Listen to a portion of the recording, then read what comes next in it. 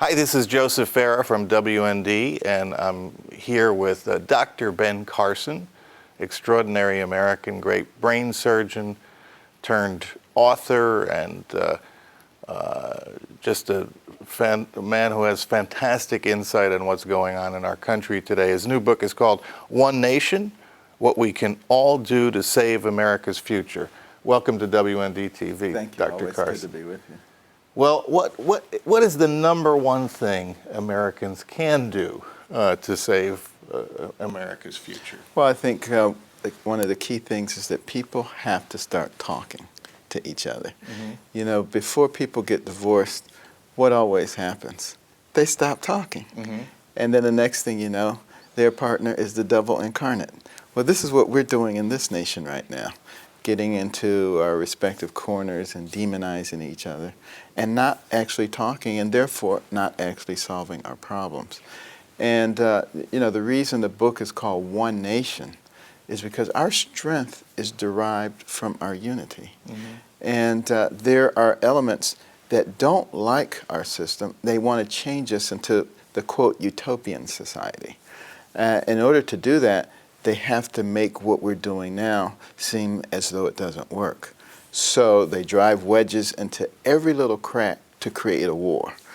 War on women, race wars, age wars, income wars, religion wars, you name it, there's a war on it. All of which is straight out of the pages of Rules for Radicals by Saul Alinsky. Mm-hmm. And, you know, what we have to do if we're going to save our nation is rise above it. Stop allowing ourselves to be so easily manipulated. And one of the best ways not to be easily manipulated is to educate yourself. You have to actually know stuff.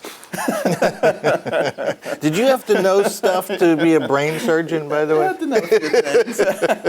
Absolutely. And actually, you know, the founders of our nation said that our system of government and our freedom is dependent on a well-informed and educated populace. Why did they say that? Because they knew if we weren't like that, that the nature of the country would drastically change quite quickly, because it's inevitable that along would come slick politicians, dishonest media, and people who don't have a good base of knowledge can be easily manipulated. Mm-hmm.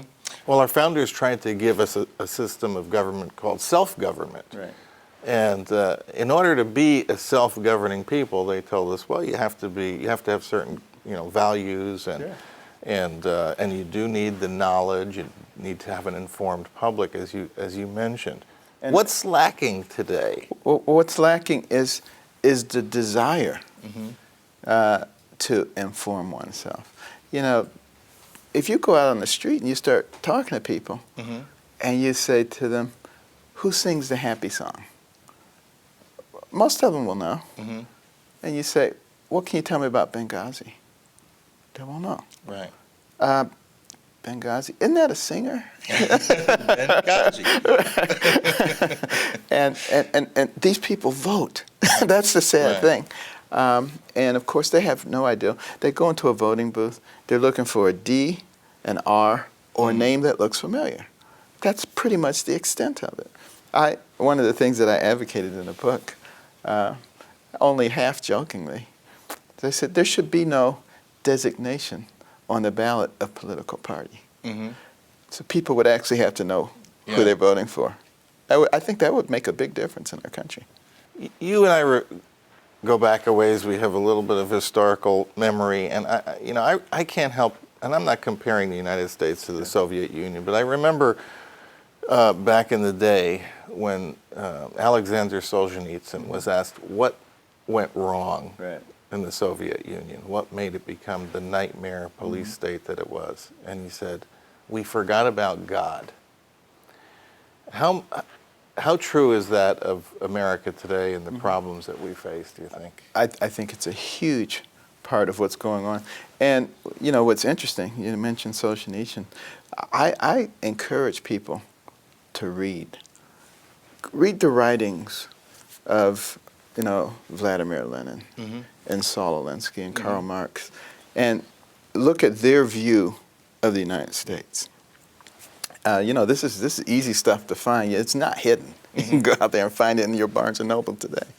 But they talk, the neo-Marxists, about what would be necessary to bring America into alignment in order to achieve their one world vision and their utopian society. And they said, the problem with America is that they're too strong.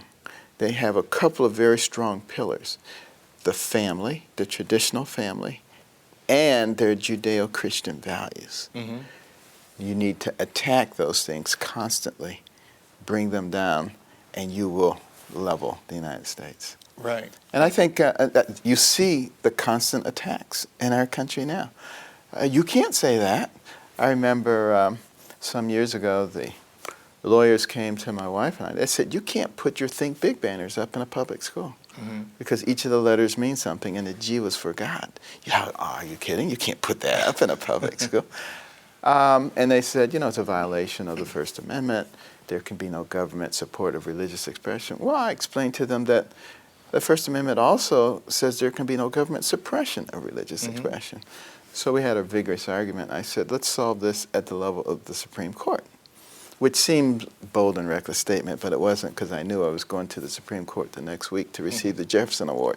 So I figured I would ask while I was there. And Justice Sandra Day O'Connor said they were all wet. They had no idea what they were talking about. Of course, that was not a violation. And part of the problem is we back down too easily. And, one of the things I talk about in the book, I said people with traditional values, and particularly Judeo-Christian values, have to be willing to stand up for what they believe, because the secular progressives will keep pushing until they meet resistance. They will never stop. So unless you're willing to stand up for what you believe, if you adopt the go along to get along attitude, then they win by default. Right. You continue to lose ground forever. That's what's happening to the values in our country right now. And, basically, you look in our public school systems, you look in our universities, what do they teach? Well, there's not really any right. There's not any wrong. It's all relative. It's a matter of how you look at it. And those were the exact things that happened to the Roman Empire. And they lost their identity. They lost their value system. They lost their vision. They lost their nation.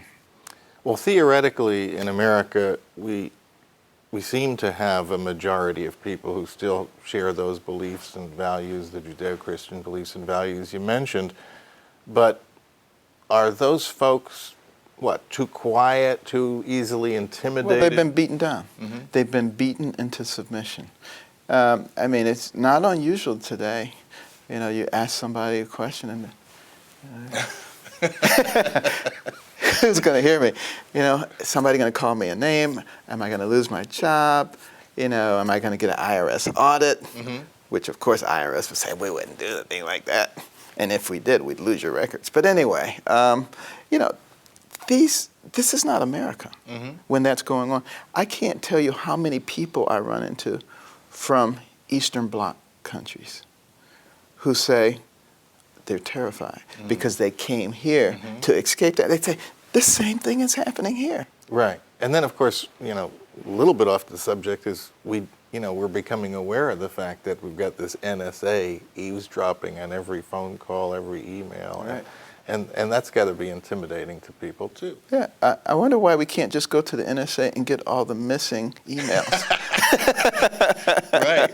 Yeah, there's so many They must things. have them, right? Yeah. There's so many things I'd like to know that are in those NSA archives somewhere, but maybe they lost the information there, too. Also, out of your book, you talk about something we've sort of addressed on already, which is the deteriorating morals in this country. We alluded earlier to some things that some of the folks on the left have said about how you would bring down our society, and attacking God and attacking the family are surely it. We can just have to go back to the 19th century when de Tocqueville came to America and looked at what made America great, and he knew what it was. He did. And he was particularly impressed when he looked at our schools. Right. And he said, in their schools, they actually teach morals. They teach values. They teach the difference between right and wrong. The Bible was the textbook. Exactly. The primary. We're so far removed from that now, Dr. Carson. How do you get back on track? Sometimes I look at it and I say, it's hopeless. It does, on the surface, look pretty grim, but I think it's a leadership issue. Right now, we're sort of like a third grade classroom where, the teacher didn't get there. And you have the kids just, having spitball parties and what have you. Well, that's what's going on. We haven't had any leadership, in the last several years. Even going back to the previous administration, and I like George Bush. I think he's a decent man, but he was engrossed with the war.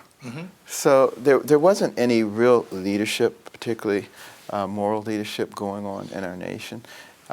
You go back before that, there were issues as well. And so a country that really doesn't have a vision and is kind of forgetting about who it is will naturally kind of deteriorate into a bunch of factions. And the clergy in our nation has largely adopted a go along to get along attitude.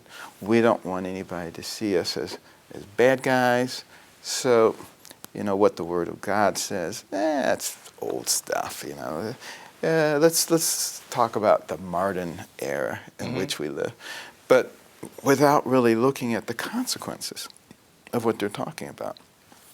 When we throw away those values that rapidly propelled us to the pinnacle of the world, you're going to see a concomitant deterioration.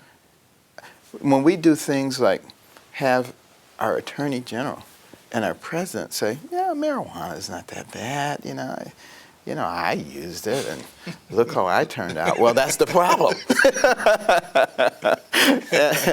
and we have clear scientific evidence that, the use of cannabis in a developing brain is detrimental.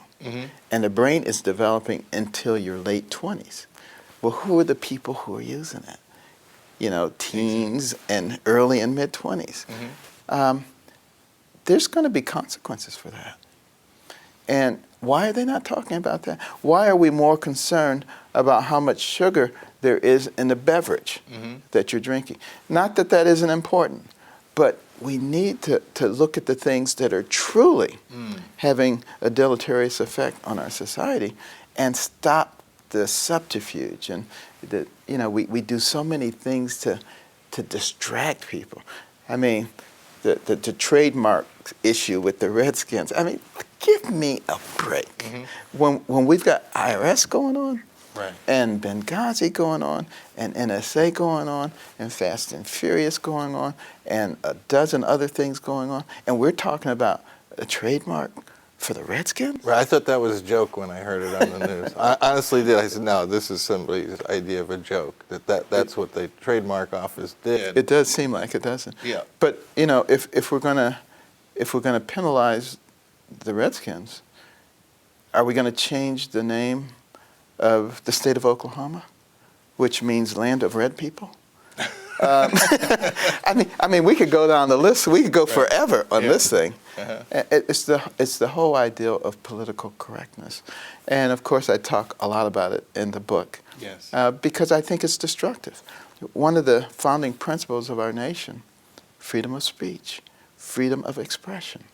Political correctness is in direct opposition to that. Nowhere in the Constitution does it say you have a right not to be offended. But it does say you have a right to free speech. And if you really think about it logically, why would it say that?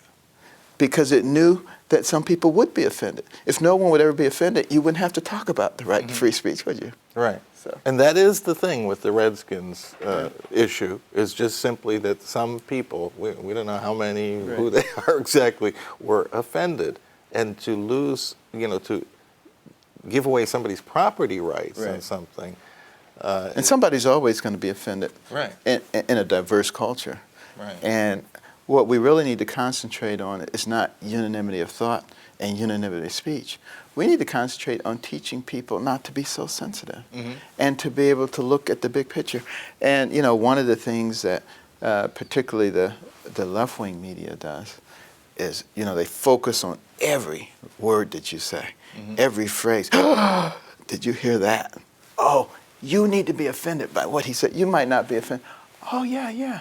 Particularly people who, you know, are low, not, you know, well-versed in a lot of things. And someone comes and says, you should be offended by, oh, okay.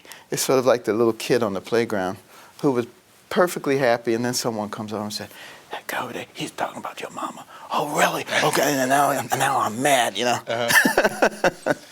And often there's, you know, the thing that's got them offended, then it's wrong. There's no basis for it. Exactly. And, you know, whatever it was that somebody said to offend them was actually right. I mean, it goes back to that idea of we're not talking to one another anymore. Exactly. It's just we put up all these barriers about what you can talk about and what you can't talk about. You got it. One of the things I've been hearing from people, obviously, you're probably not going to get the Democratic nomination for president, right? I think we can safely rule that out. But one of the things I've been hearing from Republicans is, and you know, these are smart people. Sure. They look at the past few elections and the changing demographics in this country, and they say Republicans can't win the presidency anymore. Could Ben Carson make a difference there? Probably, but I'm not sure that I agree with the premise that Republicans can't win. Because what you have to understand is that in 2012, more people did not vote than voted for either candidate. Right. And as I'm traveling around the country, 4 or 5 states every week, seeing just humongous, enthusiastic crowds everywhere. Red states, blue states, north, south, east, west, doesn't matter. A lot of them are elderly people who said they had tuned out and had said, I'm just waiting to die. Those people are starting to get interested again and coming back in. If we can reactivate those people, and one of the things that I emphasize in the book, One Nation, I should say we emphasize because my wife wrote it with me. You know, my first 4 books, by the way, were written with professional co-writers. The last 2 books, America the Beautiful and One Nation, written with my wife, both became New York Times #1 bestsellers, despite the liberal media's attempt to hide and push them down. You know, right. So, you know, I emphasize in that book the importance of people using their sphere of influence. That's how you get around the liberal media. You need to talk to your uncle who hasn't voted in 20 years about what's going on. And if he's an invalid, you need to get him an absentee ballot. And if he's blind, you need to help him fill it out.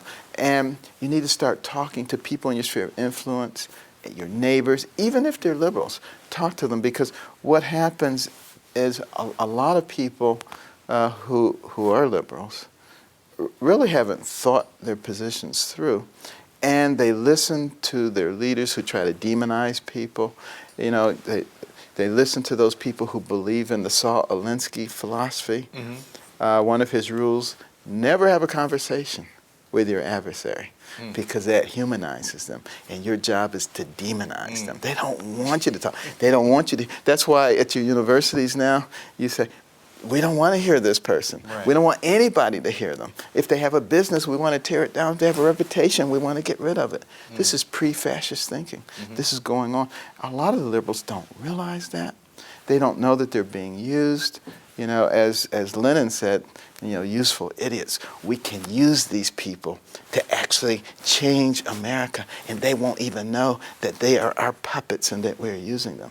But when you begin to have conversations, talk about the kind of America you want to have, what do you want to pass on to your children, a lot of people will begin to realize that, you know, you're not my enemy.